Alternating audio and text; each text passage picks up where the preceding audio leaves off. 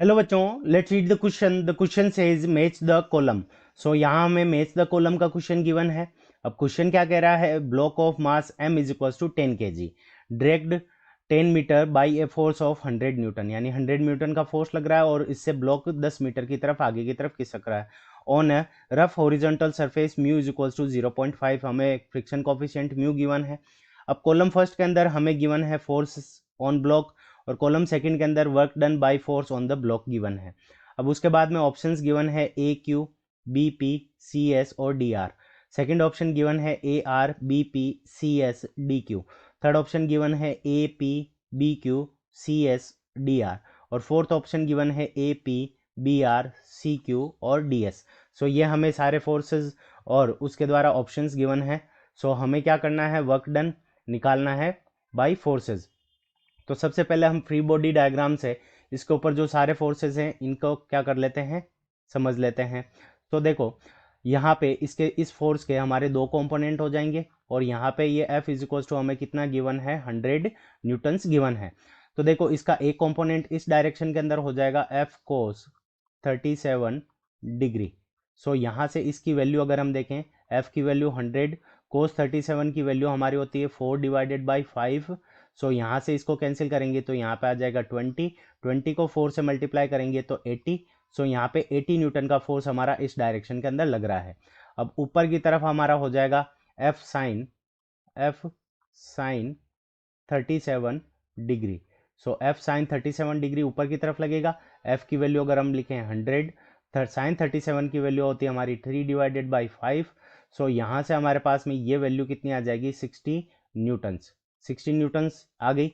अब M G की value अगर हम कैलकुलेट करें तो एम जी की वैल्यू कितनी हो जाएगी, वेट इसका नीचे की तरफ लगेगा W, W is equals to M multiplied by जी।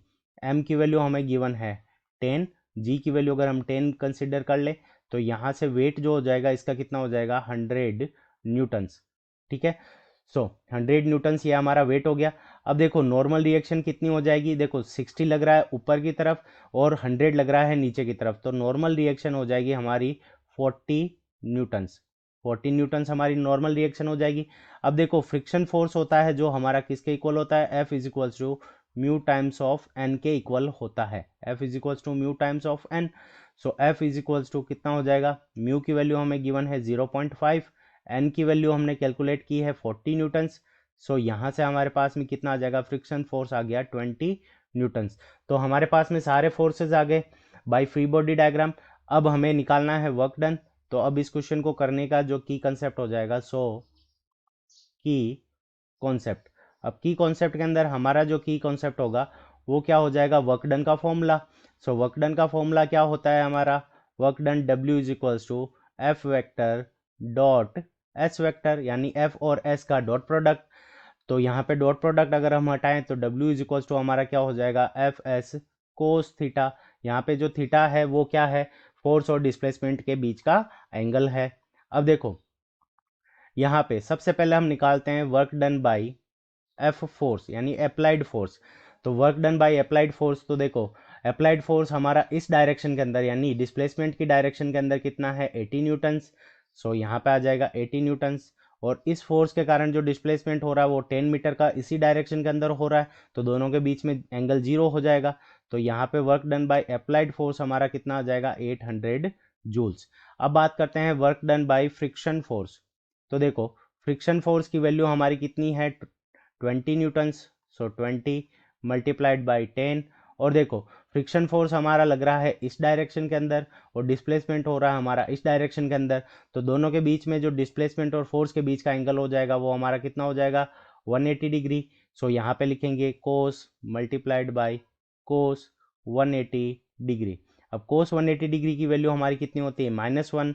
सो यहाँ से हमारे पास में कितना आ जाएगा, -200 जूल्स। तो work done by friction force हमारा कितना आ गया, -200 जूल्स। अब बात करते हैं work done bye F net, यानी जो नेट फोर्स जो वर्क डन कर रहा है वो कितना होगा। सो देखो यहाँ पे 80 न्यूटन इस डायरेक्शन के अंदर लग रहा है और 20 न्यूटन इसके ऑपोजिट डायरेक्शन के अंदर लग रहा है। सो यहाँ से नेट फोर्स कितना हो जाएगा, 80 माइनस 20। अब देखो नेट जो डिस्प्लेसमेंट हो रहा है वो इस डायरेक्शन के अंदर हो रहा है क्योंकि नेट फोर्स इस डायरेक्शन के अंदर है। सो दोनों के बीच में एंगल 0 हो जाएगा, और यहाँ पे डिस्प्लेसमेंट 10 और मल्टीप्लाइड बाय कोस 0 की वैल्यू 1। सो यहाँ से 80 माइनस 20 कितना हो जाएगा 60। सो 60 मल्टीप्लाइड बाय 10 तो कितना हो जाएगा 600 जूल्स। अब हम बात कर लेते हैं work done by normal force. So work done by normal force कितना होगा, तो नॉर्मल फोर्स हमारा लग रहा है ऊपर की डायरेक्शन के अंदर, और वो कितना लग रहा है 40 न्यूटन्स। सो यहाँ से आ जाएगा 40 मल्टीप्लाइड बाय डिस्प्लेसमेंट हो रहा है हमारा इस डायरेक्शन के अंदर, सो यहाँ से मल्टीप्लाइड बाय 10, और दोनों नॉर्मल फोर्स लग रहा है ऊपर और डिस्प्लेसमेंट हो रहा है इस तरफ, तो दोनों के बीच में एंगल कितना हो जाएगा 90 डिग्री। सो यहाँ पे लिखेंगे कोस 90 डिग्री। अब कोस 90 डिग्री की वैल्यू 0 होती है, सो ये 0 से मल्टीप्लाई हो जाएगा 40, तो यहाँ पे आ जाएगा हमारे पास में 0, सो ये आ जाएगा 0 जूल। अब हम देखते हैं कि कौन सा ऑप्शन किसके साथ में मैच हो रहा है।